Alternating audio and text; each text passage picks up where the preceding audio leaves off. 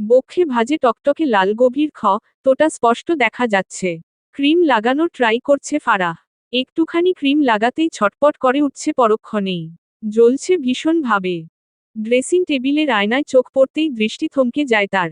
চোয়াল শক্ত করে কঠিন মুখাবয়বের লোকটা দাঁড়িয়ে আছে। ফাঁকা ঢোক গিলে ফারাহ পিছন ঘুরে চট করে দরজাটা বন্ধ করে দিল তাসফিন। বুকের ভেতর ধরাস করে উঠল ফারার। চকিতে ফিরে তাকালো সে। শার্টের বোতাম খুলতে খুলতে এগুচ্ছে তাসফিন।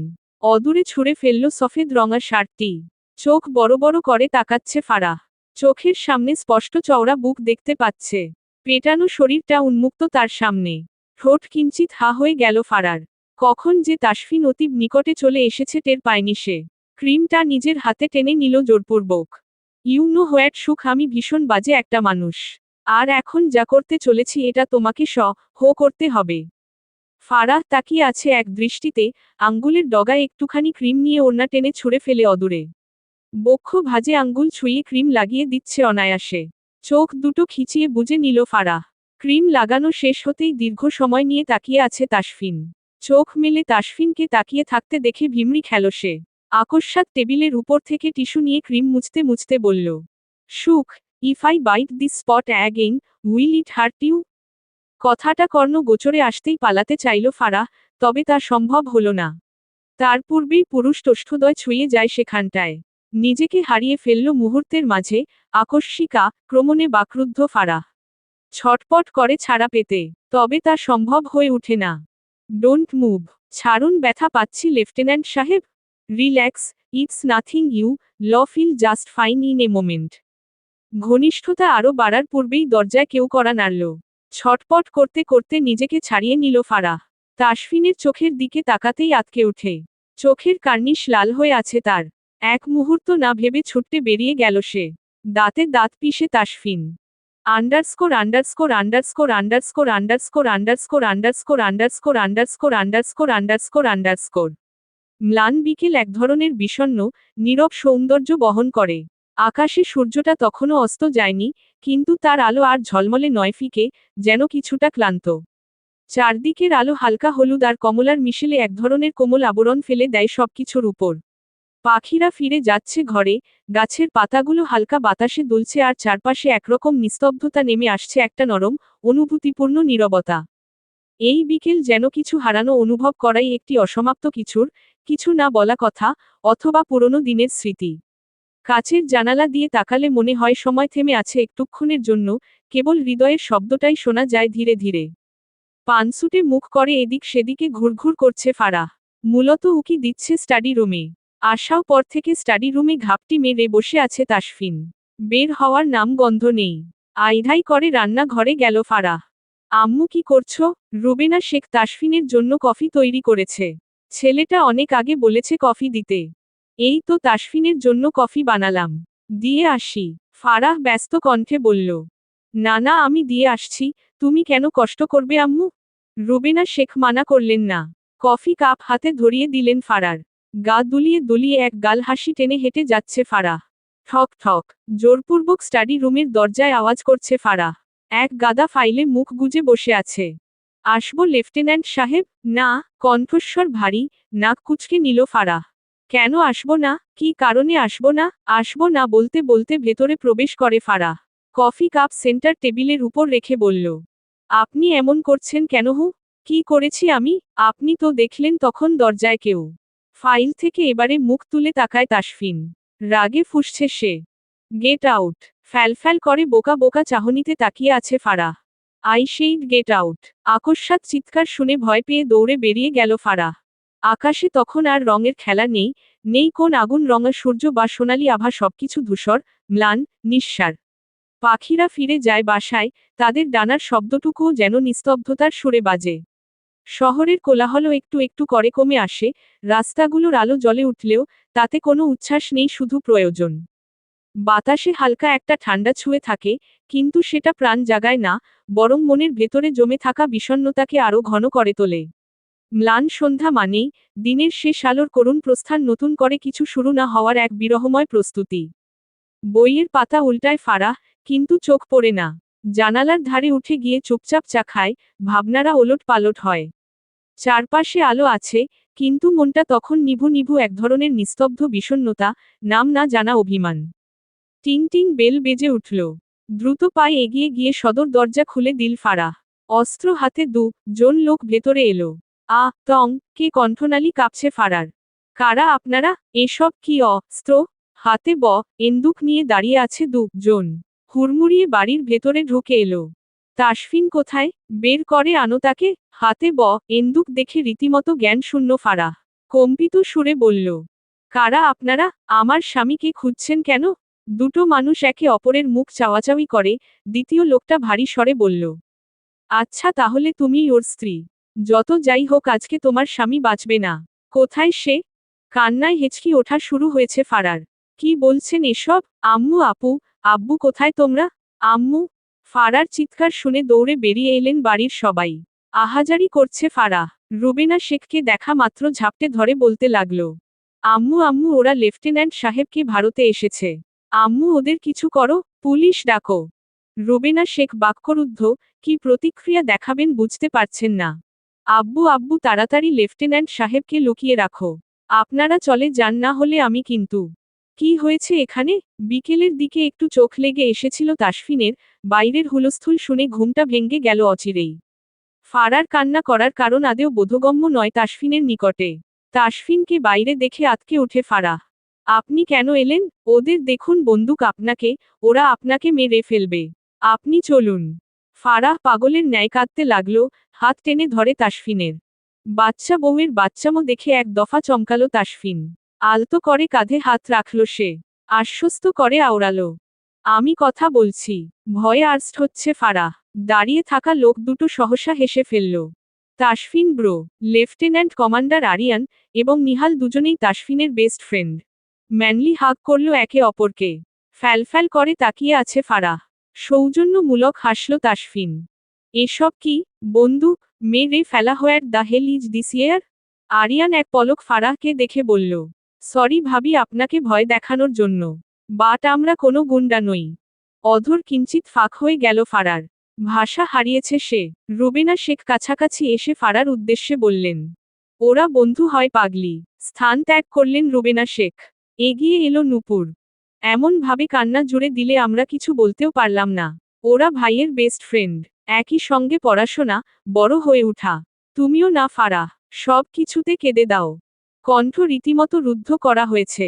বেকুব বনে গেল ফারাহ। এক পলক পিছন ফিরে তাকালো তাসফিন। চোখাচোখি হয় জনের। লজ্জায় রাগে ফুঁসছে ফারাহ। এক মুহূর্ত অপেক্ষা করল না সে, দ্রুত পায়ে ভেতরের ঘরে চলে গেল। ____________________________________ রাতের প্রথম প্রহর, আকাশ ধীরে ধীরে আরো ঘন অন্ধকারে ঢাকা পড়ে, তারা টিমটিম করে জ্বলে উঠেছে। চারপাশের শব্দগুলো কমে আসে, মানুষজন ঘরে ফিরে যায়, দোকানপাট বন্ধ হতে শুরু করেছে। বাতাসে হালকা ঠান্ডা ভাব এসে যায়, দিনের তুলনায় অনেক বেশি শীতল ও শান্ত লাগে। এই সময়টা অনেকটাই রহস্যময়ী ও শান্ত, যেন দিনের কোলাহল থেমে গিয়ে পৃথিবী ধীরে ধীরে নিস্তব্ধতায় ঢুকে পড়ছে। হালকা ঠান্ডা বাতাস গায়ে এসে লাগে, গাছের পাতাগুলো ধীরে দুলে উঠে, যেন তারা রাতের সঙ্গে কথা বলছে।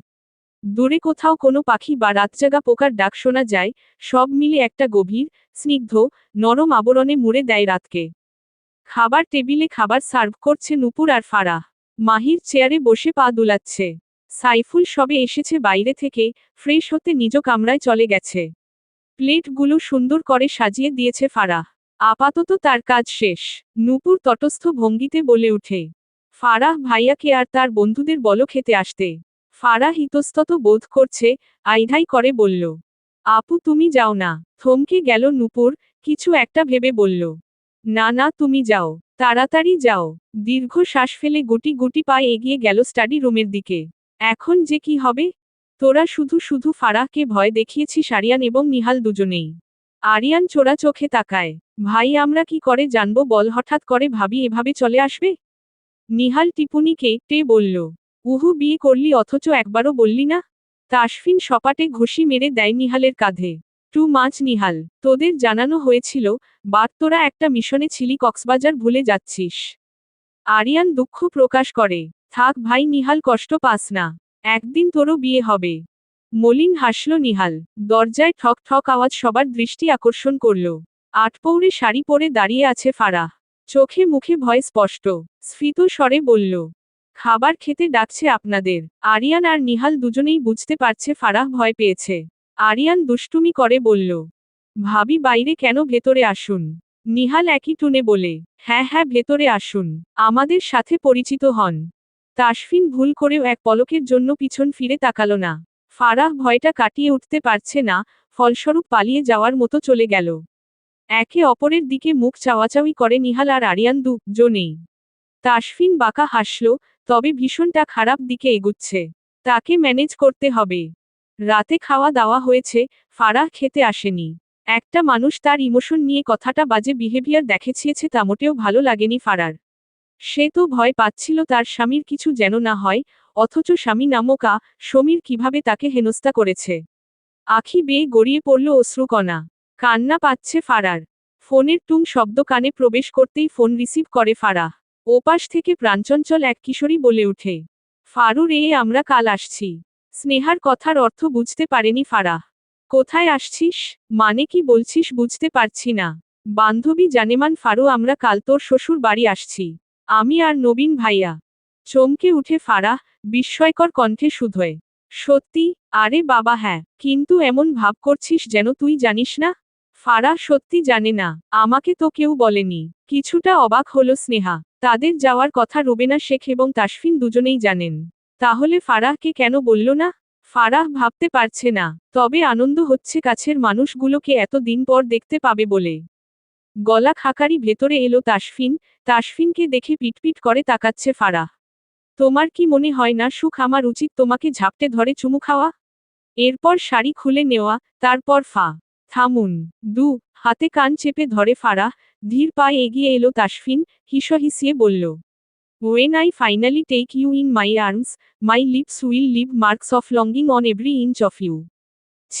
ছি বলে লাভ নেই। সিরিয়াস লভ আইট ইউরো, আই মিন ইট। মধ্যরাতের অন্ধকারে ডুবে থাকা সময়টা যেন এক নিঃশ্বাসে থেমে থাকা পৃথিবী। সব কোলাহল থেমে গেছে, মানুষের হাঁটাচলা, গাড়ির শব্দ, দিনের সব ব্যস্ততা সব মিলিয়ে যেন এক গভীর ঘুমে আচ্ছন্ন শহর। চারপাশের অন্ধকার এত ঘন হয়ে যায়, মনে হয় যেন আকাশ আর মাটি মিশে গেছে এক অদৃশ্য চাদরে। চাঁদ যদি না থাকে, তাহলে সেই অন্ধকার আরও গভীর হয়, কোনো আলো নেই, শুধু নরম ঠান্ডা বাতাস, আর দূরে কোথাও হয়তো কুকুরের হালকা ঘেউ ঘেউ। জানালার কাছ দিয়ে তাকালে দেখা যায় শূন্যতা, শুনতে পাওয়া যায় নিজের নিঃশ্বাসের শব্দ। মধ্যরাতের এই ঘন অন্ধকারে অনুভবগুলো অন্যরকম মনে হয়, সময় থেমে গেছে, চারপাশের সবকিছু হারিয়ে গেছে, শুধু তুমি আর তোমার ভিতরের পৃথিবী রয়ে গেছ। এটা একা থাকার সময়, আবার নিজের সঙ্গে কথা বলারও সময়। ম্যাডাম, পরিচিত কণ্ঠস্বর, রাগল ফারাহ। কপাল কুঁচকে এলো তার, একবারের জন্য পিছন ফিরে তাকালো না সে। ট্রাউজারের পকেটে হাত গুজে টান হয়ে দাঁড়ালো তাসফিন। ঠোঁটে লছে তার দুষ্টু হাসি। ফারাহ বিছানা গুছিয়ে নিচ্ছে, ঘুমাবে সে। ঠাস করে দরজাটা বন্ধ করে দিল তাসফিন, বক্ষস্থল কম্পিত হয় ফারার। অস্থির চিত্তে তৎক্ষণাৎ বিছানায় উঠে কাঁথা মুড়ি দিয়ে শুয়ে পড়ল সে। সহসা হেসে ফেলল তাসফিন। এগিয়ে গিয়ে বেড সাইডে লাইট সুইচ অফ করে সেও বিছানায় উঠে এলো। গুটিসুটি মেরে শুয়ে থাকা ফারার দিকে এক নজর দেখে টান দিয়ে সরিয়ে দিল কাঁথাটা। আতকে উঠে ফারাহ কম্পিত সুরে বলল, পচা মানুষ, ফাজিল মানুষ, সরেন ঘুমাতে দিন আমাকে। চোখ পাকিয়ে তাকালো তাসফিন, অসহায় চোখ করে তাকালো ফারাহ। আমি এখন ঝাপটে ধরে ঘুমাবো, এরপর নড়াচড়া করলেই মাইর। আখি দুটো একটু বেশি বড় হয়ে এসেছে। আপনি আমাকে মা রবেন? কমান্ডার হয়ে এটা বলছেন? আপনার নামে আমি মলা দেব। আজ আমি তোমার নামে মামলা দেব সুখ, উচ্চ আদালতে আপিল করব। এরপর চিরতরে বন্দি বানাবো। খবরদার আমার সাথে লাগবেন না। আমি আপনার সাথে থাকব না।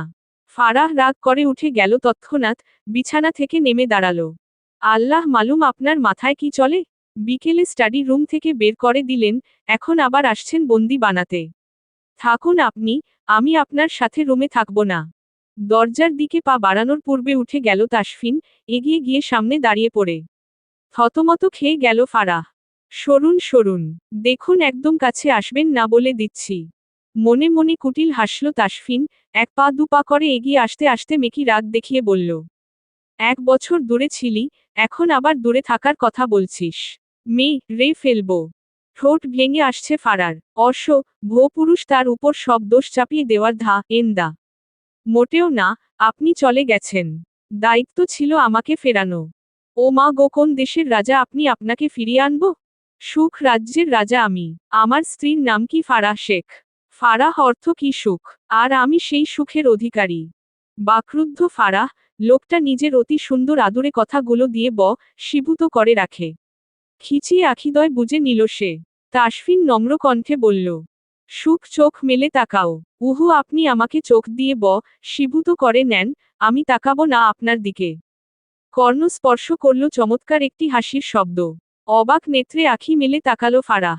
তাসফিন হাসছে, সুন্দর তার হাসি। সুখ সুখ সুখ, তুমি এত সরল কেন? কথার মাঝখানে আকস্মিক ফারাহকে কোলে তুলে নিল তাসফিন, এগিয়ে নিয়ে গেল বিছানায়। আলগোছে শুয়ে দিল তাকে, নিজেও চলে এলো বিছানায়। টেনে নিল প্রাণপ্রিয় সুখকে, হাতে ভালোবাসার আলিঙ্গন করে। সুখ, আমাদের সম্পর্ক এখনো পরিপূর্ণ হয়নি। যেদিন সম্পূর্ণভাবে আমি তোমাকে আপন করে নেব সেদিন পূর্ণতা পাবে। তুমি যথেষ্ট ছোট, তোমার পড়াশোনা আছে। আস্তে আস্তে সহজ হও আমার সাথে। এরপর তোমাকে ভালোবাসার চাদরে মুড়িয়ে নেব। এখন আপাতত তোমার কাছে আমার সুখ আমানত রাখা আছে, তা সামলে রাখার দায়িত্ব তোমার। ফারাহ তাসফিনের অভিব্যক্তি বোঝার চেষ্টা করল। এই লোকটা কি সত্যি তাকে ভালোবাসে? হয়তো খুব ভালোবাসে, যা ফারাহ ছোট হওয়ায় দরুন এখনো কি বুঝতে পারছে না। তার সুন্দর কথাগুলো মনে কেড়ে নিচ্ছে ফারার। আকস্মাৎ হেসে ফেলল তাসফিন। সরি মিসেস শেখ, আমি জানি না নিজেকে কতখানি কন্ট্রোল করতে পারবো। বাট হ্যাঁ, কন্ট্রোল করতে পারলে সমস্যা নেই, ছোট হলেও আমি ঠিক ম্যানেজ করে নেব। কথাটা বলেই চোখ টিপে তাসফিন। লজ্জায় কুকড়ে যায় মেয়েটা। এতক্ষণ ধরে ভালো ভেবেছিল, কিন্তু অবাধ্য লাগামহীন লেফটেন্যান্ট সাহেব কখনো ভালো হবার নয়। আপনি মানুষটা ভীষণ অভদ্র। কিভাবে বুঝলে? দেখেই তো বোঝা যায়। কিন্তু আমি তো এখনো কিছু দেখাইনি। লজ্জায় কান গরম হয়ে আসছে ফারার। না, আর শুনতে পারবে না সে। উঠতে নিল আবারও, তবে এবারে তাকে ডিরেক্ট কোলে নিল তাসফিন। পা ছড়িয়ে বসেছে ফারাহ। ফ্যালফ্যাল করে তাকিয়ে আছে তাসফিনের মুখ পানে। Sukh, I knew you right now. না, আমি প্লিজ, আই কান্ট। উতলা হয়ে উঠে তাসফিন, নিজেকে উন্মুক্ত করে সফেদ রঙা শার্ট হতে। হাতে আঁকড়ে ধরে ফারার সরু কোমরখানা। মত্ত হয় তার বক্ষ ভাজে। আকস্মাৎ তাকে থামিয়ে দিল ফারাহ। থেমে যান। মুখ তুলে চাইল তাসফিন, বোঝার চেষ্টা করছে ফারার অভিব্যক্তি। মেয়েটা কাঁপছে থরথরিয়ে। ফিসফিসিয়ে বলল, মেয়েলি সমস্যা। বাচ্চা বাচ্চা মুখ করে তাকালো তাসফিন, নিজের চুলগুলো ছিঁড়তে ইচ্ছে করছে তার। তার কপালে কি সুখের ছোঁয়া নেই। ওয়াশরুম যাব। ঠোঁট উল্টে তাকালো তাসফিন, শান্ত স্বরে বলল, প্লিজ, কিচ্ছু হবে না, আই প্রমিজ। ফারার অসহায় মুখ দেখে কিছু বলতে পারল না তাসফিন। কোলে নিয়েই তাকে নিয়ে গেল ওয়াশরুমে। তাসফিনের অসহায় মুখখানি দেখে মনে মনে হেসে ফেলল Farah. Underscore underscore underscore underscore underscore underscore underscore underscore underscore. Laptop নিয়ে বসে আছে সাইফুল, উকি দিয়ে এক পলক দেখে নিল নূপুর ঘুমিয়েছে কিনা। ভালো করে লক্ষ্য করে দেখল সে গভীর ঘুমে আচ্ছন্ন। ছোট মাহির এক পাশে চুপচাপ ঘুমিয়ে আছে। সাইফুল ল্যাপটপের শাটার অফ করে উঠে গেল। থাইগ্লাসটা টেনে বাইরে ব্যালকনিতে চলে গেল। ফোনটা ট্রাউজারের পকেট থেকে বের করে একজনকে কল করল। হ্যালো, ওপাশ থেকে পুরুষালী কণ্ঠস্বর ভেসে এলো। হ্যাঁ বলো। কালকের ভেতরে আমার মালগুলো ডেলিভারি চাই, উপর মহল থেকে আদেশ করেছে। ওকে পেয়ে যাবেন। ফোনটা পকেটে রেখে দিল। Underscore underscore underscore underscore underscore underscore underscore underscore underscore underscore underscore underscore underscore. একটি নতুন ফাইল, সবগুলো ফাইল লেফটেন্যান্ট নাইম ইসলাম নিজে নিয়ে উপস্থিত হয়েছে বাড়িতে। তাকে ডেকে আনার একটি যথাযথ উদ্দেশ্য রয়েছে। সকাল সকাল নাইম ইসলামকে দেখে চমকে উঠে সৌহার্দ্য। নাইম তুমি? হ্যাঁ সৌহার্দ্য, কমান্ডার ডেকে পাঠিয়েছেন। সৌহার্দ্য চিন্তিত হল, হঠাৎ তাসফিন কেন তাকে ডেকে পাঠিয়েছে। রাইমা শেখ দুতলা থেকে নেমে এসেই নাইমকে দেখে সৌজন্যমূলক হাসল। আরে নাইম তুমি, এসো এসো ভেতরে এসো। নাইম অল্প হাসি উপহার দিয়ে এগিয়ে গেল। রাইমা শেখ ভীষণ পছন্দ করেন ছেলেটাকে। সবে সোফায় বসেছিল সেই মুহূর্তে বেরিয়ে এলো তাসফিন। তাসফিনকে দেখা মাত্র উঠে দাঁড়ালো Naim. Good morning commander. Good morning Naim. চলে এসো স্টাডি রুমে। নাইম খুব একটা দ্বিমত করল না, এগিয়ে গেল তাসফিনের পিছু পিছু। সৌহার্দ্য কিঞ্চিত ঘাবড়ে গেল, কিছুই বোধগম্য নয়। দুপুর গড়িয়ে এসেছে। ড্রয়িং রুমে আসা মাত্র চমকে উঠে ফারাহ। স্নেহা, ফারু। ঝাপটে গিয়ে ফারাহকে জড়িয়ে ধরে স্নেহা। পাশেই দাঁড়ালো নবীন। নবীনকে দেখে আশ্চর্য হয় ঝুমুর। এই লোকটা এখানে কি করছে? ফারুরে তোকে দেখে যে কি আনন্দ হচ্ছে বলে বোঝাতে পারবো না। ফারাহ বিস্ময়কর কণ্ঠে বলে উঠে। তোরা কখন এসেছিস? ঘণ্টা খানেক আগেই। ফারার প্রচণ্ড মাথা ব্যথা ছিল সকাল থেকে, তাই ঘুমিয়েছিল সে। আরে এদিকেও একটু তাকা। নবীনের কথায় হেসে ফেলল ফারাহ, ঝাপটে জড়িয়ে ধরে নবীনকে। কেমন আছো ভাইয়া? আমি তো দিব্যি ভালো আছি, কিন্তু তুই কেমন আছিস? আমিও খুব ভালো আছি। তৎক্ষণাৎ আগমন ঘটে তাসফিনের, কিছুক্ষণ আগেই দীর্ঘ 2 ঘন্টার আলোচনা শেষ করে নাইম ইসলামের সাথে। যা নিয়ে চিন্তায় আছে সৌহার্দ্য। তাকে বলেনি তাসফিন কি নিয়ে আলোচনা করেছে তারা? নাইম চুপচাপ এসেছিল এবং চুপচাপ ফিরে গেছে। ম্যাডাম উঠে গেছে? তা ম্যাডাম কখন উঠলেন আপনি? কপাল কুঁচকে তাকালো ফারাহ। এমন একটা ভাব করছে যেন ফারাহ দিন রাত ঘুমিয়ে পার করে। তো আপনি কি চান আমি রার মতো ঘুমাই?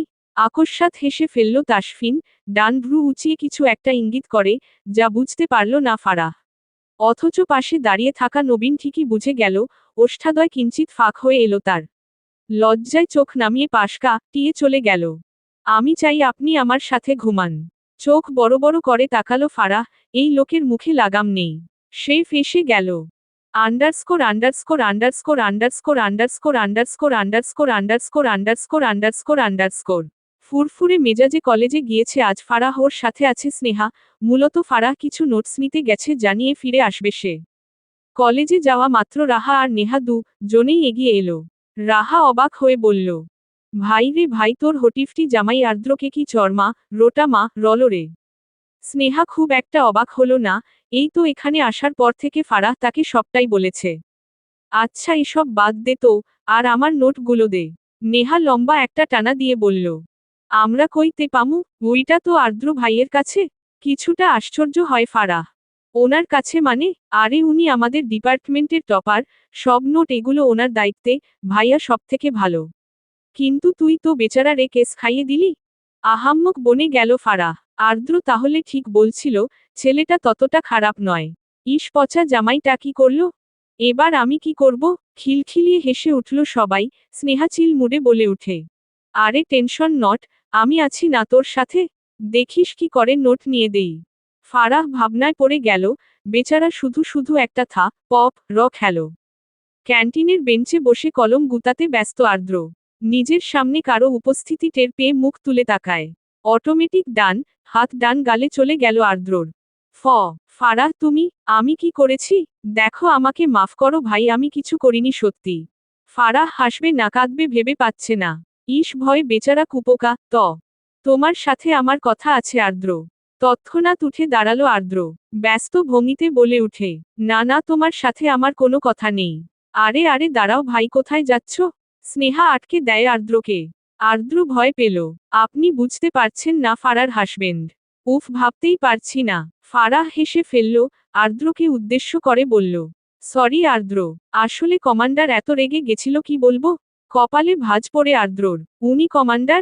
Lieutenant commander Tasfin Sheikh. এক টুকরো স্বপ্ন। জানালার ফাঁক দিয়ে রোদ ঢুকছে ধীরে ধীরে, গা ছুঁয়ে যাচ্ছে এক উষ্ণ কোমলতায়। দূরে কারো মিষ্টি হাসির শব্দ ভেসে আসছে, যেন ভোরের পাখির গান। কিচিরমিচির শব্দে ঘুম ভাঙে, কোনো তাড়াহুড়ো নেই, শুধু নিঃশব্দে ভালোবাসার আবেশ। কফির কাপ থেকে ধোয়া উঠছে, যেন একটা ছোট গল্প বলছে প্রতিটা সিপে। পাশে থাকা প্রিয় মানুষটা ঘুম জড়ানো চোখে তাকিয়ে আছে, সেই চাহনিতে হাজারটা সকাল এক হয়ে যায়। ছাদ থেকে নেমে আসা রোদের আলোর মতোই মায়াবী, শান্ত, আর প্রেমে ভরা এই সকালটা। খাবার টেবিলে বসে চামচ নাড়াচ্ছে ফারাহ। মোটেও খেতে ইচ্ছে করছে না তার, কিন্তু রিজওয়ান শেখ যাওয়ার পূর্বে করা ভাবে বলে গেছেন চুপচাপ খেয়ে নিতে। Good morning. পুরুষালী কণ্ঠস্বর, ঘাড় ঘুরিয়ে ডানে তাকালো Farah. Off white shirt in করা, সাথে ব্ল্যাক জিন্স। একেবারে রেডি সে। আচ্ছা কোথায় কি যাচ্ছে? হয়তো বা, না হলে এতদিন এখানে আসার পর থেকেই দেখেছে সকালে টি শার্ট এবং ট্রাউজার পরে সকালে থাকতে। Good morning. খাচ্ছেন না কেন ম্যাডাম? আপনি কোথায় যাচ্ছেন? বেডে জেল মাখাতে মাখাতে বাঁকা হাসল তাসফিন, ফারাহকে জ্বালানোর জন্য বলে উঠে। গার্লফ্রেন্ডের সাথে মিট করতে। আশ্চর্যের ন্যায় তাকালো ফারাহ। বউ থাকতে গার্লফ্রেন্ড? কি, আপনি পরকিয়া করছেন? না, আমি কিয়া পার্ট করছি। মানে, নাথিং। চিকন নাকটা ক্রমশ লাল হচ্ছে ফারার।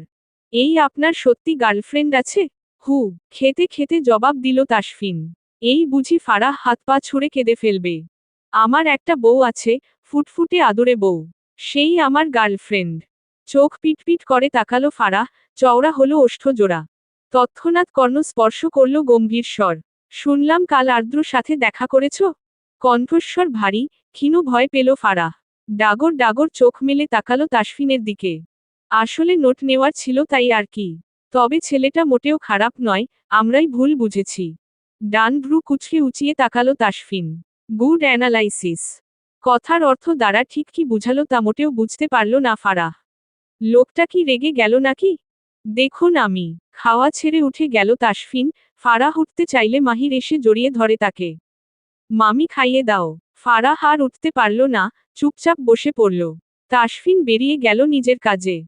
Underscore underscore underscore underscore underscore underscore underscore underscore underscore underscore.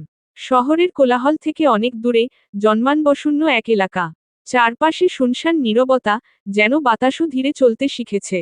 রাস্তা কাঁচা, দুপাশে ঝোপঝাড় আর আগাছায় ভরা। দিনের আলোতেও জায়গাটা অস্বস্তিকর, যেন কোথাও কিছু লুকিয়ে আছে। এই নির্জনতার মাঝখানে দাঁড়িয়ে আছে এক বিশাল পুরনো গোডাউন। লোহার তৈরি বড় গেটটা বহুদিন ধরে বন্ধ, জং ধরে গেছে পুরোটা। দেয়ালগুলো ধূসর, খানিকটা ফাটল ধরা, যেন সময়ের ভারে ক্লান্ত। জানালাগুলোয় ধুলোর পড়ত, কাঁচ ভাঙা, ভেতর থেকে কোনো আলো আসে না। মাঝে মাঝে ভেতর থেকে যেন একটা শব্দ আসে, আচমকা ধাতব কিছু পড়ে যাওয়ার, অথবা কারো নিঃশব্দ পায়ের আওয়াজ। লোকমুখে শোনা যায়, একসময় এখানে কিছু একটা ভয়ানক ঘটনা ঘটেছিল। কেউ আর ঠিক জানে না কি। রাত হলে কেউ এদিকে আসতে চায় না। এমনকি পাখিরাও এই জায়গাটা এড়িয়ে চলে বলে অনেকে বলে। বেরিপাড়া নির্জন একটি এলাকা বললে চলে। শহর থেকে অনেকটাই দূরে অবস্থিত। সেখানে বর্ষর একটি খালি গোডাউন রয়েছে। অনেকগুলো বড় বক্স ছাড়া আর কিছুই নেই সেখানে। এক দল এসেছে সবে, তাদের মধ্যে প্রথম লোকটির মুখে মাস্ক পরা। এগুলো সব ট্রাকে তুল, আজকেই জাহান লোড করে পাঠাতে হবে। কথাগুলো শেষ করা মাত্র লোকগুলো কাজে লেগে পড়ল। স্যার, আমরা এখানে এসেছি এটা টিমকে জানানো উচিত ছিল। নাইমের কথায় অল্প হাসল তাসফিন, এদিক সেদিকে তাকিয়ে গালে হাত বুলিয়ে বলে। বুঝলে নাইম, তুমি এখনো বাচ্চা রয়ে গেছ। মানে স্যার? মানে তোমার জন্য এখন মিল্ক খুঁজতে হবে আমাকে। আহাম্মক বনে গেল নাইম। তাসফিন তার জন্য দুধ খুঁজতে এখানে এসেছে? ছি ছি স্যার, আমি এই বয়সে দুধ খাবো? না না, এসব আমি খাবো না। ফিচলে হাসে তাসফিন, গম্ভীর স্বরে বলল। খেতেই হবে, চলো।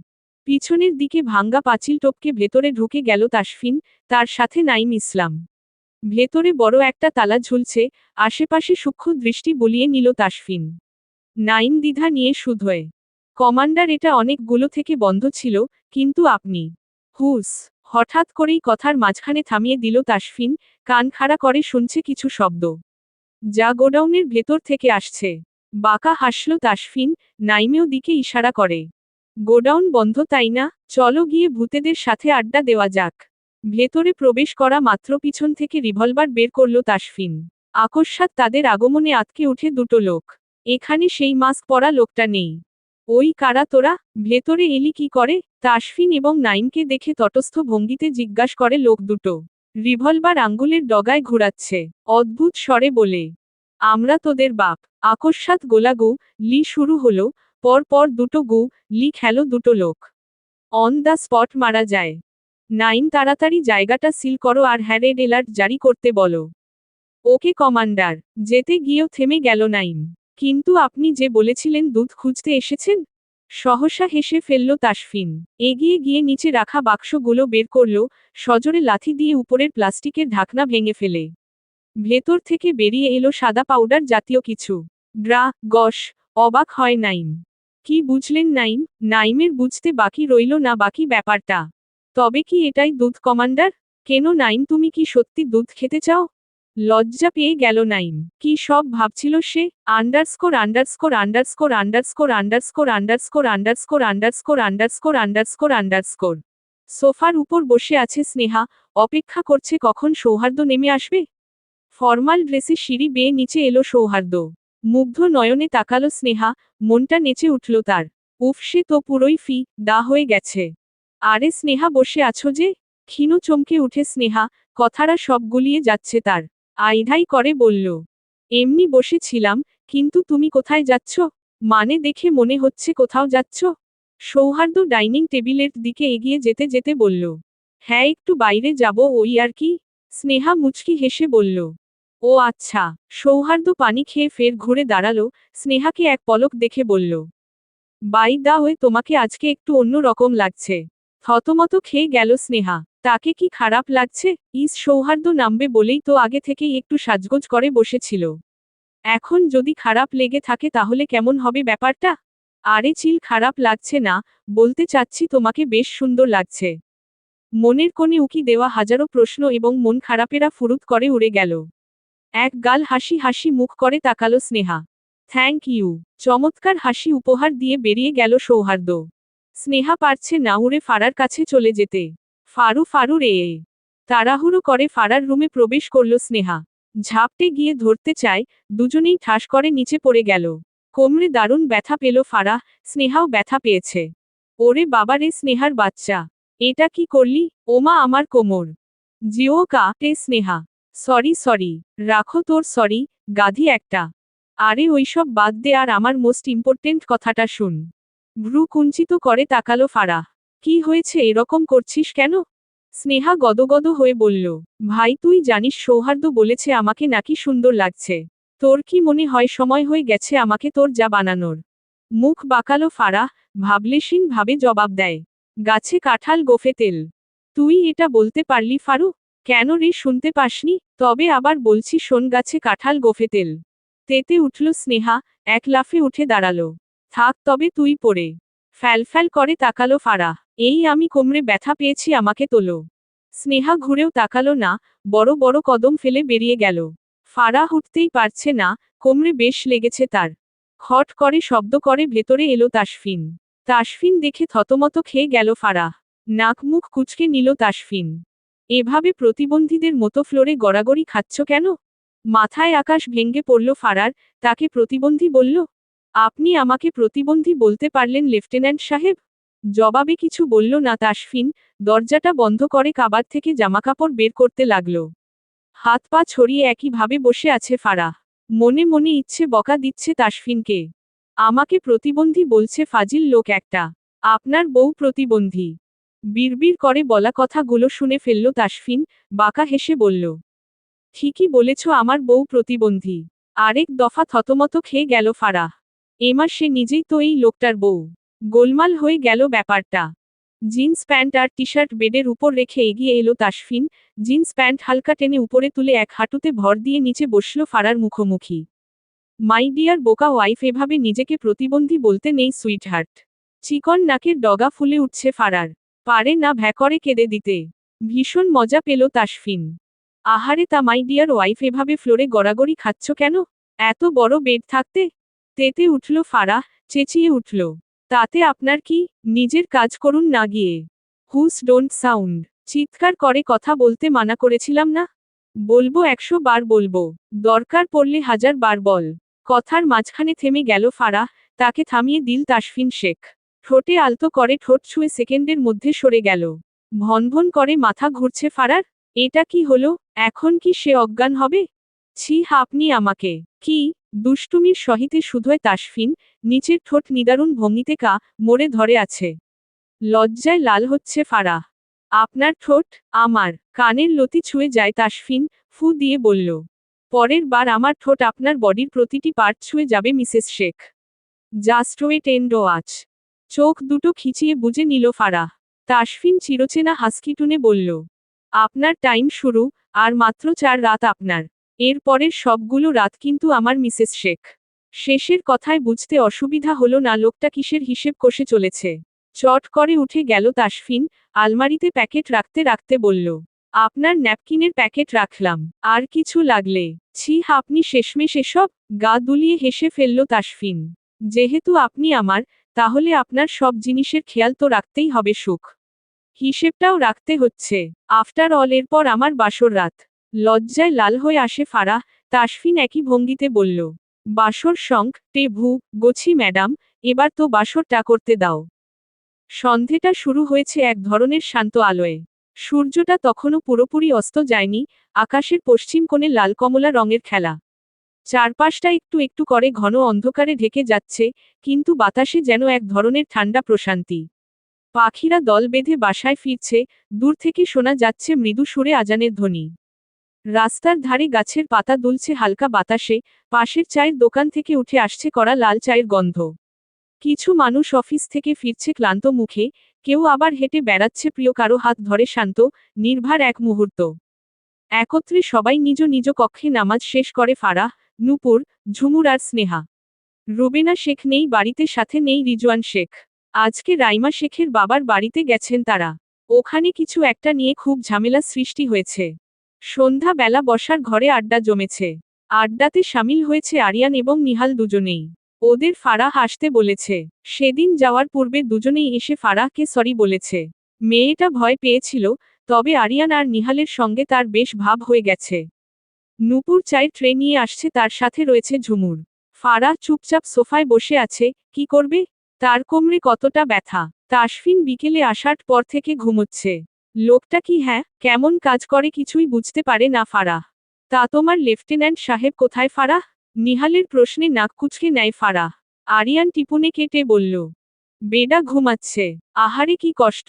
ফারাহ হতাশ কণ্ঠে আওড়ালো, ওই পচা মানুষের নাম নিও না। আমাকে বলে আমি নাকি প্রতিবন্ধী। চোয়াল ঝুলে গেল আরিয়ানের। বলো কি? হ্যাঁ আপনারে খচ্চ বন্ধু আমাকে এটাই বলছে।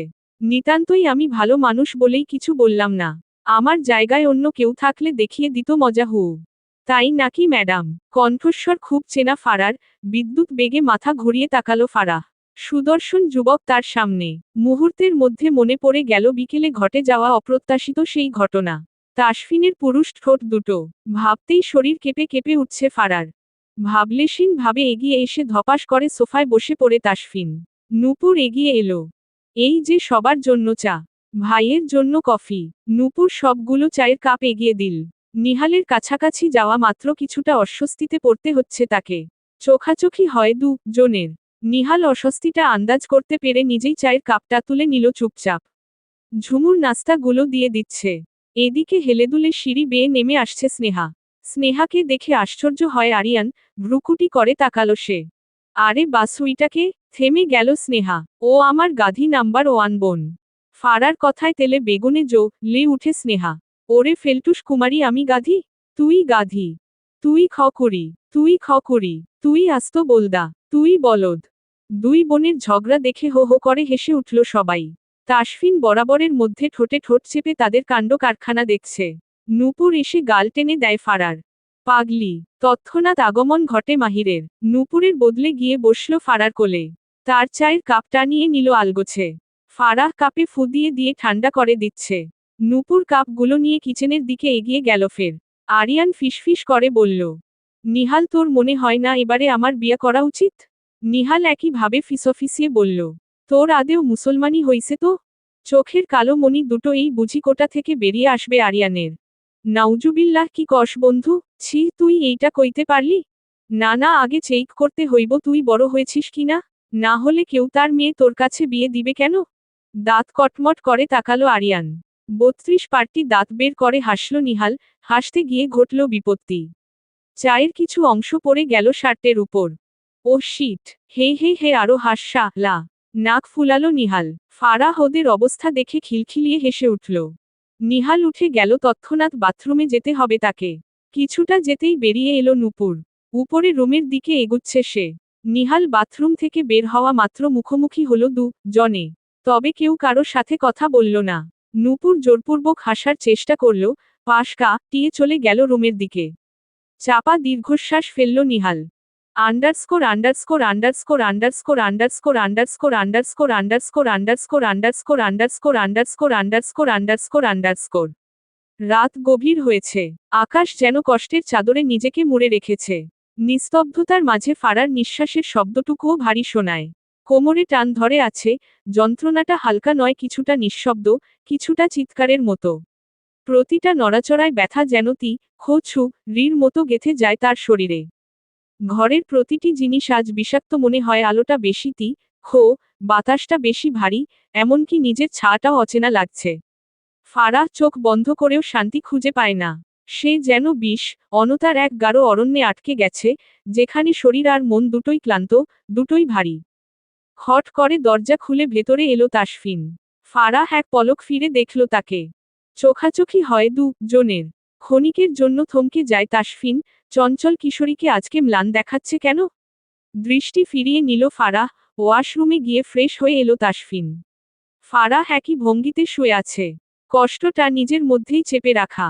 তাসফিনের অস্তিত্ব অনুভব করতে পারছে ফারাহ। এদিক সেদিকে হাঁটছে সে, ড্রয়ার খুলে কি যেন নিচ্ছে। ফারাহ উঠে দেখার চেষ্টা করল না। হুট করেই কারেন্ট চলে গেল। ইদানিং কারেন্ট অনেক সমস্যা করছে। তবে জেনারেটর থাকায় খুব একটা সমস্যা হলো না। তীব্র লাইটের আলোয় বিরক্ত হলো ফারাহ। নিরেট কণ্ঠে বলল, লাইটটা অফ করে দিন না। তাসফিন ফট করে লাইটটা অফ করে দিল। পুরো কক্ষটি অন্ধকারে তলিয়ে গেল মুহূর্তের মাঝে। টিমটিম রাস্তার ধারে ল্যাম্পপোস্টের মৃদু আলো আসছে এবারে। ফারাহ বাদিকে শোয়ার কারণে চোখে লাগছে না তার। কোমরে কারো স্পর্শ পেয়ে আতকে উঠে সে। হাতে হাত চেপে ধরল তরিতে। কি হলো দেখতে দাও। থতমত খেয়ে গেল ফারাহ। কি দেখবে এই লেফটেন্যান্ট? মানে, বুদ্ধু। বেনুনি টেনে দিল তাসফিন। এটা বুঝি তার অভ্যাস হয়ে উঠেছে। উফ, শব্দে নাক কুচকে নেয় ফারাহ। কোমরের উপর থেকে জামা সরিয়ে নিল তাসফিন। খুব ব্যথা কি? কষ্ট হচ্ছে খুব, কাতর কণ্ঠে জবাব দেয় ফারাহ। আন্দাজ করতে পারছে তাসফিন, ঠিক কতটা ব্যথা পেয়েছে মেয়েটা। অবশ্য পাওয়ার কথাই, চঞ্চল সে, একটা জায়গায় স্থির হয়ে বসতেই চায় না। একটু জামাটা তুলতে সাহায্য করো আমাকে। হাত দুটো কাঁপছে ফারার, লজ্জা ভয় এক মিশ্রণ অনুভূতি। থাক লাগবে না। চোখ পাকিয়ে তাকালো তাসফিন, অন্ধকারেও তা বেশ বুঝতে পারছে ফারাহ। নৈশব্দে হাতটা সরিয়ে দিল সে। পরম আদরে সযত্নে কোমরে মালিশ করে দিচ্ছে তাসফিন। পুরুষের যন্ত্রণা যেমন পীড়া দেয়, তার ভালোবাসা তত্ত্বক ভাবে সুখ দেয়। সুখের একাংশ বুঝি ফারাহ পেয়ে গেছে? হয়তো বা। সুখ, জি। আমি যদি একটু গভীরভাবে তোমাকে ছুঁই, আমাকে নিতে পারবে?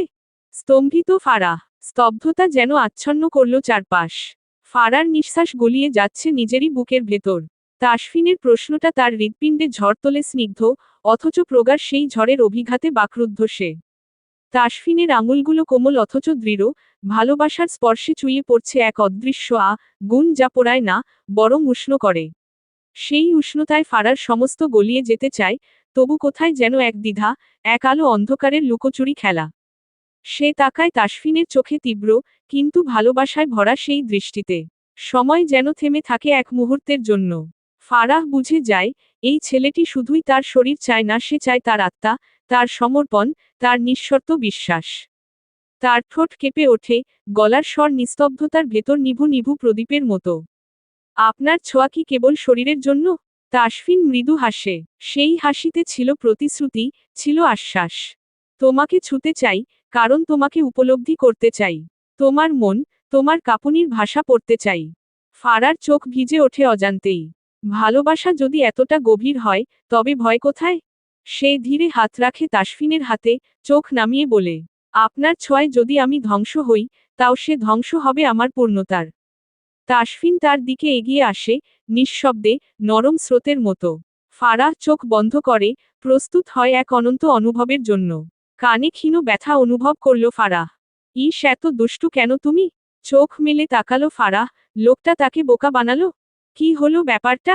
ঝটপট বিছানায় লম্বালম্বি হয়ে শুয়ে পড়ল তাসফিন। মাথা থেকে ঝেড়ে ফেলো সবকিছু, সামনে পরীক্ষা না? মনটা পোড়ায় দেও। কোমরের ব্যথা সাইটে রেখে গুটিসুটি হয়ে শুয়ে পড়ল ফারাহ। ফাজিল লোক, কত নাটক করে। সব সময় তাকে বোকা বানায়। বিছানায় ঘাপটি মেরে শুয়ে আছে ফারাহ। আকস্মাৎ অনুভব করল তার কোমরে শক্ত হাতের চাপ। বিদ্যুৎ বেগে চমকে উঠে সে। ফিসফিসিয়ে বলল, তুমি কি চাও আমি উল্টো পাল্টা কিছু করি, তাও আবার এই অবস্থায়? লজ্জায় নাক ফুলে উঠে ফারার। নত হয় মস্তক। ফের শুনতে পেল, আর 4 রাত কিন্তু আপনার, এরপরের সবগুলো রাত আমার। হাতে কান চেপে বসে রইল ফারাহ। ইস কি লজ্জা। Underscore underscore underscore underscore underscore underscore underscore underscore underscore underscore. কিচেনের লাইট লছে, নবীন হাতে বোতল নিয়ে এসেছে পানির জন্য। ঢুকেই দেখতে পেল ঝুমুরকে। কি ম্যাডাম, রাতে চুপি চুপি রান্না ঘরে খাবার চুরি করছো নাকি? আকস্মাৎ এমন প্রশ্ন শুনে ঘাবড়ে গেল ঝুমুর। একদম উল্টো পাল্টা কথা বলবে না। তুমি জানো আমি চুরি করতে এসেছি? হেসে ফেলল নবীন। দেখে তো তাই মনে হচ্ছে। তাহলে তুমি আস্ত বোকা। আচ্ছা তাহলে তুমিই বলো কেন এসেছো? তুমি যে জন্য এসেছো আমিও সেটার জন্য এসেছি। ঝুমুর চুপচাপ পানির বোতল ভরে বাইরে আসতে নিল। নবনী খুব ফিসফিসিয়ে বলল, তেলাপোকা তেলাপোকা। মুখ বাঁকালো ঝুমুর, তাচ্ছিল্যের হাসি টেনে বলল, ওসব ভয় আমাকে দেখিয়ে লাভ নেই। আমি ভয় পাই না। নবীন অস্থির কণ্ঠে বলল, আরে সত্যি বলছি। খুব একটা পাত্তা দিল না ঝুমুর। দীর্ঘ শ্বাস ফেলল নবীন। স্পষ্টভাবে জানিয়ে দিল, মাইয়া মানুষ একটু বেশি বুঝে। আকস্মিক গগন কাঁপিয়ে চিৎকার করে উঠল ঝুমুর। জামার ভেতরে কি ওটা? নিস্তব্ধ রাত। চারদিকে যেন শব্দের অস্তিত্ব পর্যন্ত হারিয়ে গেছে। বাতাস থমকে আছে, গাছের পাতাগুলো পর্যন্ত নিস্তেজ। হঠাৎ করেই সেই নিস্তব্ধতা ভেঙে এক ঝাঁক পাখির মতো ছুটে আসে ঝুমুরের কণ্ঠ। নবীন তার মুখ চেপে ধরে, যেন যেন ঝুমুরের চিৎকার আবার বাতাসে ভেসে না যায়। কিন্তু তার অগোচরে ঝুমুরের পিঠে কোথায় যেন অদৃশ্য এক অনুভূতি ঢুকে যায়, এক ধরনের অস্বস্তি, যা স্পষ্ট না হলেও অস্বাভাবিকভাবে শরীরের প্রতিটি কোণায় ছড়িয়ে পড়ে। কিছু একটা অদ্ভুত যেন তার জামার ভেতর খুঁচিয়ে চলেছে। প্রথমে সে মনোযোগ দেয় না, কিন্তু তারপর এক পাঁজর কাঁপানোর মতো অনুভূতি। তেলাপোকাটি যেন পিঠের সাথে খেলতে খেলতে এক অদৃশ্য স্রোতের মতো নিচে নামে। ঝুমুরের শরীরের ভেতরে যেন মুহূর্তের জন্য সময় থেমে যায়। তেলাপোকা তার কোমল ত্বকের স্পর্শে কোনো জাগতিক প্রলেপ রেখে যাচ্ছে। সে নিজেকে আর ধরে রাখতে পারে না, শরীরের ভেতর এক প্রচণ্ড অস্বস্তি সৃষ্টি হয়, ঝুমুরের শরীর কাঁপে, আর তার হাত শক্ত করে নবীনের হাত ধরে। নবীন কিছু বুঝে উঠতে না পারলেও ঝুমুরের চোখে তীব্র আতঙ্ক, চোখের কোণে যেন এক অন্ধকার আছড়ে পড়ে। সে জোরে চিৎকার করতে চায়, কিন্তু নবীনের হাতের দৃঢ় চেপে ধরায় কিছুতেই শব্দ বের হয় না। তেলাপোকাটির চলাচল যেন রাতের অন্ধকারের একটি গাঢ় রহস্য, তাও যদি এই মুহূর্তে তার প্রতি চড়াও হতে পারে, তবে আর কি? সেই ছোট্ট অশুভ প্রাণী মুহূর্তে হয়ে উঠছে একাত অঙ্কের ছায়া, যা স্বাভাবিকতার সব রেখা ছিন্ন করে ফেলে। ঝুমুর কাঁপতে কাঁপতে বলল, নবীন, তেলাপোকা জামার ভেতর। তার কণ্ঠে যেন কোনো শক্তি নেই, কেবল নিঃশ্বাসে ভরা এক অপ্রতিরোধ্য আতঙ্ক। নবীন তৎক্ষণাৎ জামার ভেতর হাত ঢুকিয়ে বের করে আনে তেলাপোকাটিকে, আর ঝুমুরের শরীরে আবার জীবনের স্পর্শ ফিরিয়ে দেয়।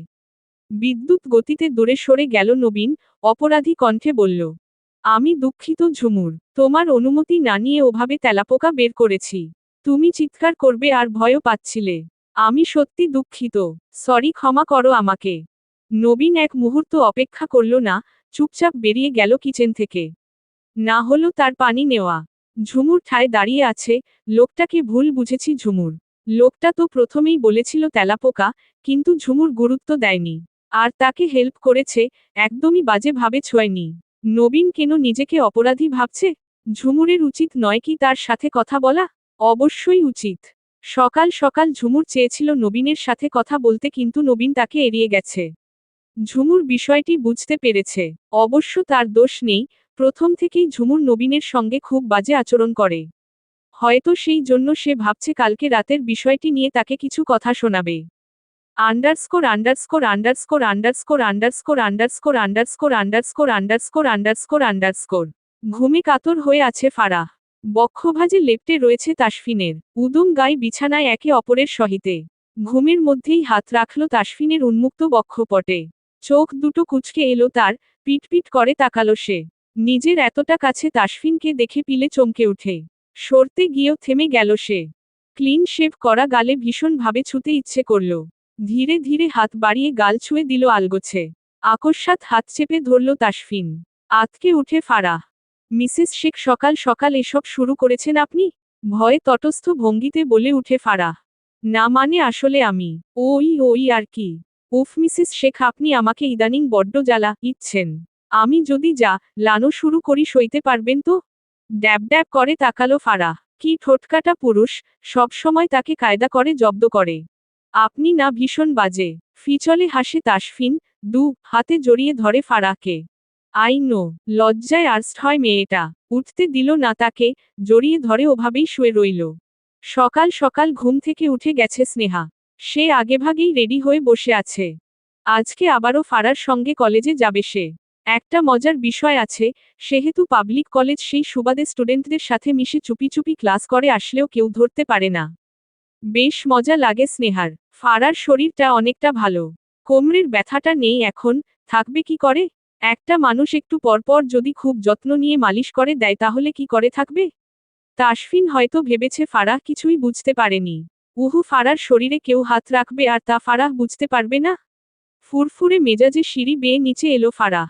কিছুক্ষণ আগে মনটা একটু খারাপ ছিল, কারণ তাসফিন সকাল সকাল বেরিয়ে গেছে তাই। কিন্তু তারপরেও ভেতরের আনন্দটা মন খারাপগুলো দূর করে দিয়েছে। চল, হ্যাঁ চল। ফারাহ আর স্নেহা বেরিয়ে পড়ল। ঝুমুর যাবে না। অবশ্য সে নিজের অনলাইন ক্লাস নিয়েই ব্যস্ত থাকে সর্বদা। ভাইয়া আপনি? গেটের সামনে গাড়ি নিয়ে দাঁড়িয়ে আছে সাইফুল। সাইফুল দেখে কিছুটা অবাক হলো ফারাহ। এই সময় সে অফিসে থাকে, অথচ আজকে বাড়িতে? স্নেহা আর ফারাহকে একসাথে দেখে মৃদু হাসল সাইফুল। কলেজে যাচ্ছ? চলো আমি ড্রপ করে আসি। অবাক নেত্রে পল্লব ঝাপটায় ফারাহ। কিন্তু ভাইয়া আপনার অফিস আছে তো? আর আমরা একাই যেতে? আরে না না সমস্যা নেই, চলো। তাছাড়া গাড়ি থাকতে একা হেঁটে যাবে কেন? স্নেহা এক গাল হেসে বলল। হ্যাঁ চল, কষ্ট করে হেঁটে যাওয়ার কি দরকার? সাইফুল ভাইয়া আপনি বরং আমাদের পৌঁছে দিন। স্নেহা নাচতে নাচতে গাড়িতে উঠে গেল, শেষমেশ ফারাহও উঠে বসল গাড়িতে। গাড়ি চলছে আপন গতিতে, সিটে হেলান দিয়ে বসে আছে ফারাহ, হুট করেই মনে হচ্ছে তার মাথা ব্যথা ধরছে ধীরে ধীরে। ব্যাগ থেকে এক গাদা চকলেট বের করল স্নেহা, দুটো ছিঁড়ে একটা ফারাহকে দিল। এই নে ললিতা খা। ফারাহ গদগদ ভঙ্গিতে চকলেট হাতে নিয়ে নিল। ওদিকে এক জোড়া শকু দৃষ্টি চেয়ে আছে তার দিকে।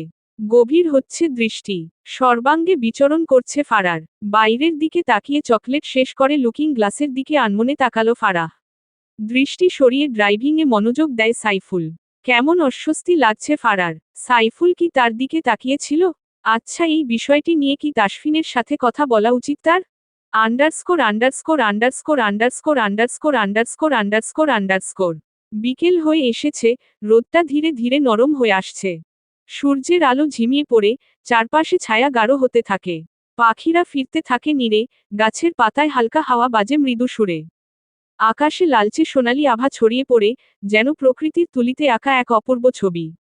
কখনো এই সময়টা মনে করিয়ে দেয় উদাসী ভালোবাসা, আবার কখনো করে তোলে মনটা প্রশান্ত। শহরে ব্যস্ততা একটু থেমে যায়, কিছু সময় পরেই মসজিদের মাইকে আসরের আজান শুরু হলো। রুবেনা শেখ, রিজওয়ান শেখ, রাইমা শেখ এবং আলাফ শেখ আজকে ফিরেছেন। যাক এবারে তারা কিছুটা নিশ্চিন্ত। এতদিন রাইমার বাবার বাড়িতে জমিজমা নিয়ে কেস চলছিল। বৃদ্ধ মানুষ কিছুই করতে পারছিলেন না রাইমার বাবা। মায়ের অবস্থাও খুব খারাপ ছিল। অবশেষে মেয়ে হিসেবে পাশে দাঁড়িয়েছিল রাইমা শেখ। ভেবেছিল যা করার তাকেই করতে হবে। কিন্তু না, আলাফ শেখ এবং রিজওয়ান শেখ, রুবেনা শেখ যে এভাবে পাশে দাঁড়াবেন তিনি কখনো ভাবতে পারেননি। শেষমেশ কেসের ঝামেলাটা মিটে গেছে। সৌহার্দ্য ফিরে গেছে নৌঘাটিতে। তবে তাসফিন আরও কিছু দিন থাকবে, কিন্তু কারণ কি তা সৌহার্দ্যকে জানায়নি সে। কিছুটা আশ্চর্য হলেও জিজ্ঞেস করেনি সে। মাহির বিকেল থেকে ঘুমাচ্ছে, ছেলেটার শরীর খারাপ, এদিকে বাড়িতে কেউই নেই। নূপুর কল আর অপেক্ষা করতে পারল না, অবশেষে কল করল তাসফিনকে। দুবার রিং হতেই রিসিভ করল তাসফিন। হ্যাঁ নূপুর বল। মাহিরের কপালে হাত রেখে নূপুর অস্থির কণ্ঠে বলল। শোনো না ভাইয়া, মাহিরের খুব জ্বর। কি করব বুঝতে পারছি না। বাবাও বাড়িতে নেই। চাচা কোথায়? একটু আগেই চাচা বাজারে বেরিয়েছে। আচ্ছা তুই রেডি হয়ে নে, আমি কাউকে পাঠাচ্ছি। নূপুর চটজলদি তৈরি হয়ে নিল। মাহিরকে শার্ট প্যান্ট পরিয়ে কোলে নিয়ে সদর দরজা দিয়ে বাইরে এলো। মেরুর রঙের গাড়িটা নিয়ে দাঁড়িয়ে আছে নিহাল। নিহাল দেখে পিলে চমকে উঠে নূপুরের। নিহাল ভাইয়া আপনি? অল্প হাসল নিহাল, মৃদু স্বরে বলল। হ্যাঁ তাসফিন বলল ইমার্জেন্সি আছে। চলো গাড়িতে উঠো তুমি। মাহিরকে আমার কোলে দাও। ভাবনায় পড়ে গেল নূপুর, নিহালের সঙ্গে যাওয়াটা কি ঠিক হবে? নিহাল বেশ বুঝতে পারছে নূপুরের অস্বস্তি।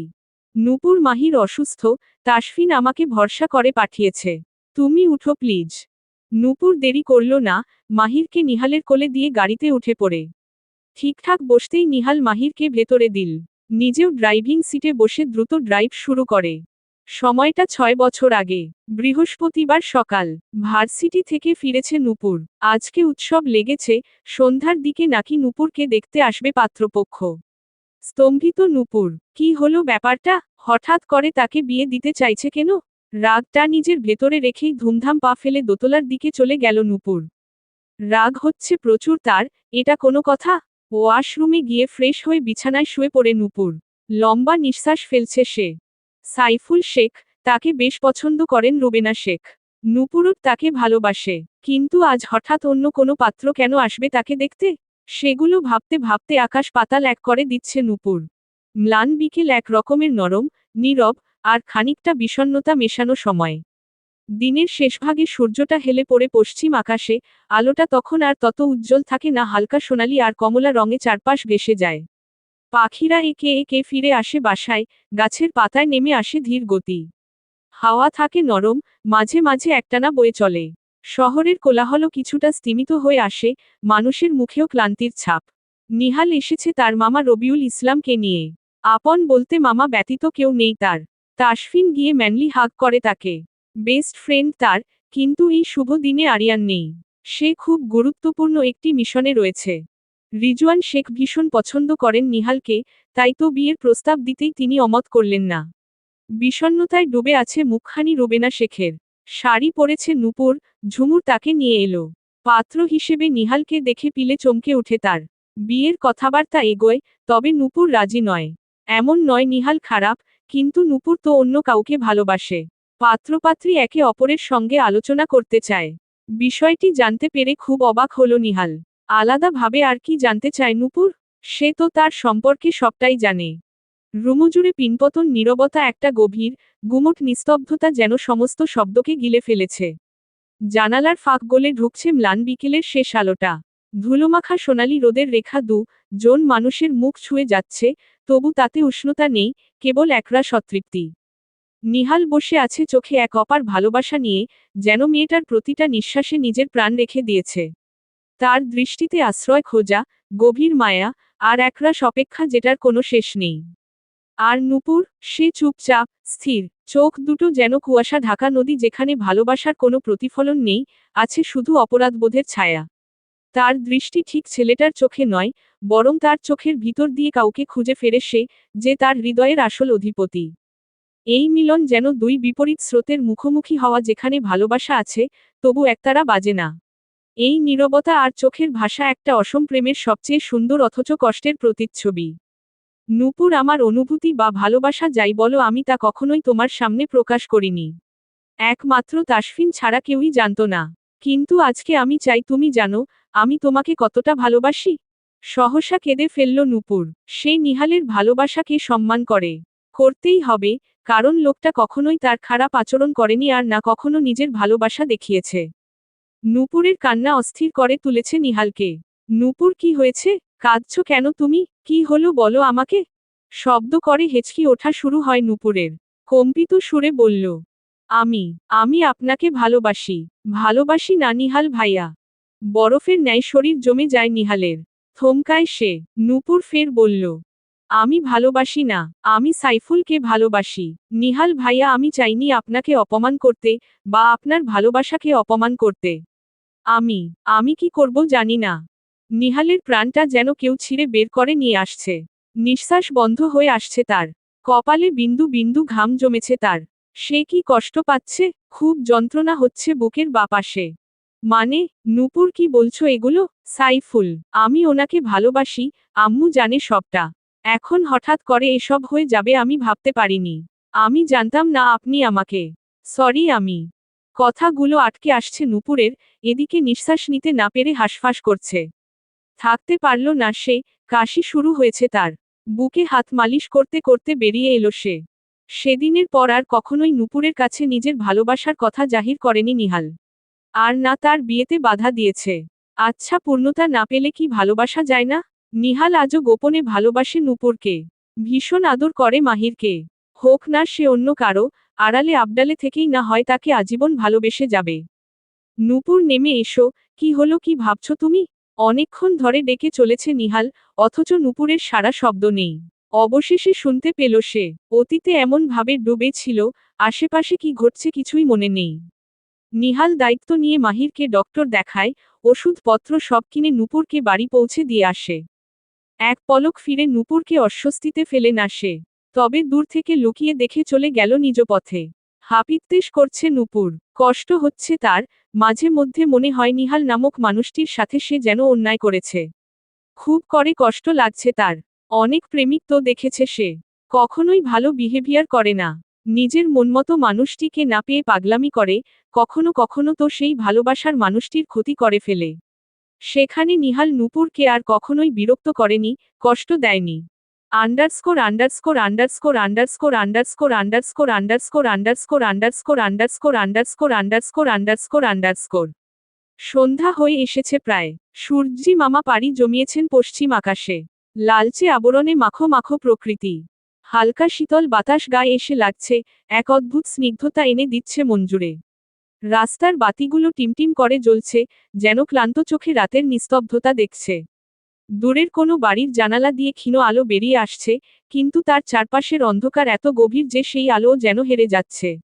আকাশে টলমলে রূপালী চাঁদ, তার কোমল আলো ছড়িয়ে দিয়েছে ধরণীর সর্বত্র। গাছের পাতায়, নদীর জলে, ঘাসের ডগায় ঝরে পড়েছে সেই রূপালী আলোর কুয়াশা। রাতটা যেন নিস্তব্ধতার মাঝে এক গভীর মায়াবী সুর তুলে বাজিয়ে যাচ্ছে। পাখিরা নিদ্রায়, বাতাসও যেন আজ একটু ধীর, একটু শান্ত। এমন রাতে হৃৎপিণ্ডে জমে ওঠে না বলা কথা, দূরের কারো কথা মনে পড়ে যায় অজান্তেই। জানালার কাছে চুপটি করে বসল ফারাহ। তাসফিন ফিরেছে সবে, এই তো নিচে খেতে গিয়েছে। ফারাহ ইচ্ছে করেই গেল না, খেতে ইচ্ছে করছে না তার। বিরক্ত লাগছে খুব। তাসফিন কি তাকে একটুও ভালোবাসে না? কই কৃষ্ণপুরে থাকা কালীন তো কত পাগলামি করত। খট করে দরজা খুলে ভেতরে এলো তাসফিন। তার উপস্থিতি টের পেয়েও চুপ রইল ফারাহ।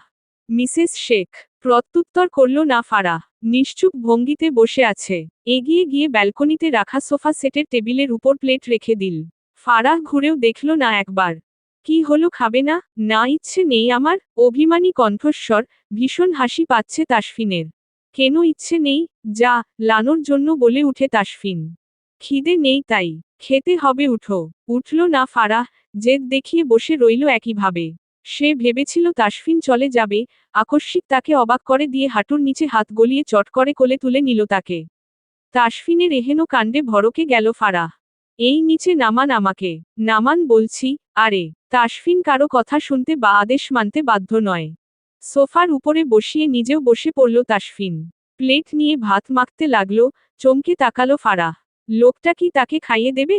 মোটেও খাবে না সে। হা করো। মুখ ডান দিকে বাঁকিয়ে নিল ফারাহ। সে খাবে না মোটেও।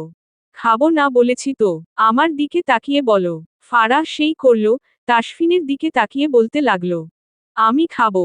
পুরুষটোষ্ঠ দ্বারা উষ্ণ ছোঁয়া পেয়ে চমকালো সে। এটা কি করলেন? তাসফিন নিম্নাষ্ট কাম রে হাসল। তুমি তো বললে খাবে। রেগে গেল ফারাহ, তিরিক্ষি মেজাজে বলে উঠে। আমি বলেছি, আমি খাবো। পরপর দুবার চুমু দ্বারা মুখ বন্ধ করে দিল তাসফিন। চুপসে গেল ফারাহ, ভয় আর কিছু বলার সাহস পেল না। চঞ্চল কন্যাকে জব্দ করতে পেরে হাসল তাসফিন। প্রথম লোকমা মুখে ধরে ফারার। একটাও কথা না বলে চুপচাপ খাও। অনিচ্ছা সত্ত্বেও খেতে হচ্ছে ফারাহকে। খাওয়ার পাট চুকিয়ে প্লেট রেখে এলো তাসফিন। ফারাহ একইভাবে ব্যালকনিতে বসে আছে। শরীরে উষ্ণ ছোঁয়া পেয়ে ধরফিয়ে উঠে তার অন্তঃস্থল। আলগোছে ফারাহকে কোলে তুলে নিল তাসফিন। হাতে মেদহীন উদ্রে হাত চেপে মুখ গুজে দিল ঘাড়ে। এত জেদ, এত রাগ কেন এই ছোট্ট শরীরে? ছাড়ুন আমায়, সব সময় এমন করেন। অবহেলা। ঘাড়ে আলতো করে চুমু এঁকে দিল তাসফিন। অবহেলা না রে সুখ। আমি যদি কাছাকাছি আসি তাহলে যে বেসামাল হব। আর আমি বেসামাল হলে তুমিই থামুন থামুন বলে চেঁচিয়ে উঠো। কপাল কুঁচকে নেয় ফারাহ, এখন কি সব দোষ তার? লোকটা ছুলেই তার সুরসুরি লাগে। পরপর অনুভব করল তার ঘাড়ে কোমল স্পর্শ। লজ্জায় আর্স্ট হলো ফারাহ। মেকি রাগ দেখিয়ে বসে রইল। কি রে সুখ, একটুও শান্তি দিচ্ছিস না? দেব না। আচ্ছা বলো, কি করলে রাগ কমবে? মাথায় দুষ্টু বুদ্ধি খেলে গেল ফারার। তাসফিনকে জব্দ করতে বলে উঠে। গান শোনাতে হবে। সশব্দে হেসে ফেলল তাসফিন। ব্যাস এটুকুই? অবাক হলো ফারাহ, তবে কি কমান্ডার এখন গান গেয়ে শোনাবে তাকে? সত্যি? গিটার টানিয়ে এসো। ফারাহ এক গাল হেসে দৌড়ে গিয়ে দেয়ালে টাঙ্গানো বড় গিটার টানিয়ে এসে পাশে বসল। তাসফিন ব্যস্ত হাতে সুর তুলে ধীরে ধীরে তা নরম হতে লাগল। তুমি আছো আমার মনের ভেতর। তোমায় দেখার পর থেকে দুনিয়া কেমন বদলে যায়। তোমার চোখে যেন স্বপ্নেরা নতুন করে জেগে ওঠে হায়। তুমি আছো আমার মনের ভেতর। চুপি চুপি বৃষ্টি হয়ে ঝরে। তুমি ছাড়া এই হৃদয়টায় কিছুই আর আজকাল ধরে না। হাওয়ার সাথে বাজে তোমার গান। নরম আলো ছুঁয়ে যায় প্রাণ। তোমার হাসির ছোট্ট শব্দে জীবন খুঁজে পায় নতুন মানে।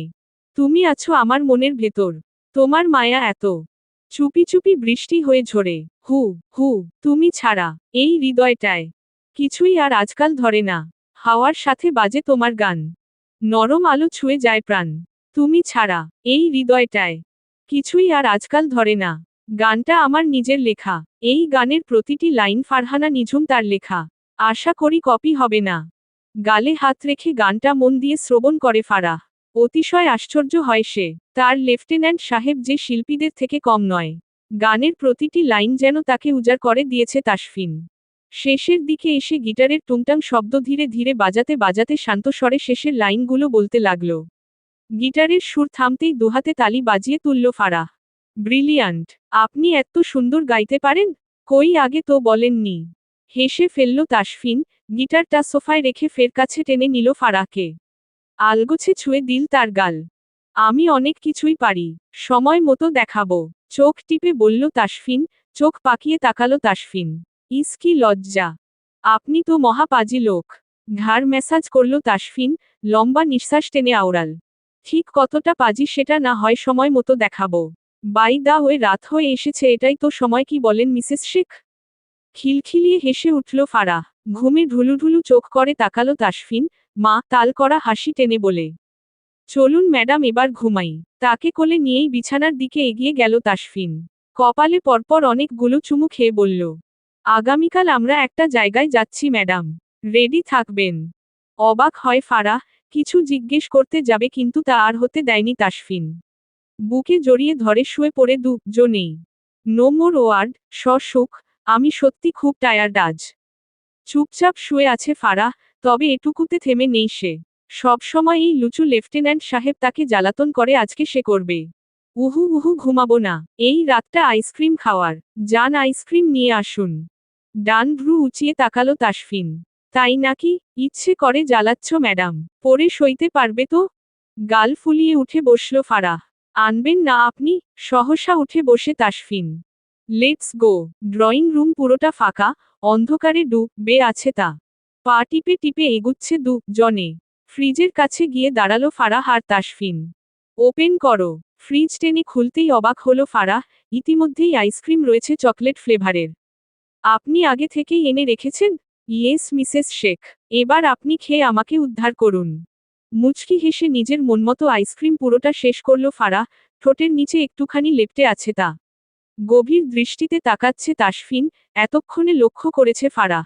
মিনমিনে গলায় শুধোয়, ওভাবে কি দেখছেন? আমার পাওনাটা দিয়ে দিন মিসেস শেখ। মানে? একটুখানি দূরত্ব ঘুচিয়ে দিল তাসফিন, একে অপরের সহিতে মিশে গেল। অপ্রত্যাশিত স্পর্শে নুয়ে পড়ে ফারাহ। পিছুতে পিছুতে শেলফের সাথে ধাক্কা খেয়ে ঝনঝন শব্দে কিছু বাসন পড়ে যায়। ওষ্ঠ জোড়া তখনও আঁকড়ে ধরে রেখেছে ফারাহ, পরপর খই হারায় ফারাহ।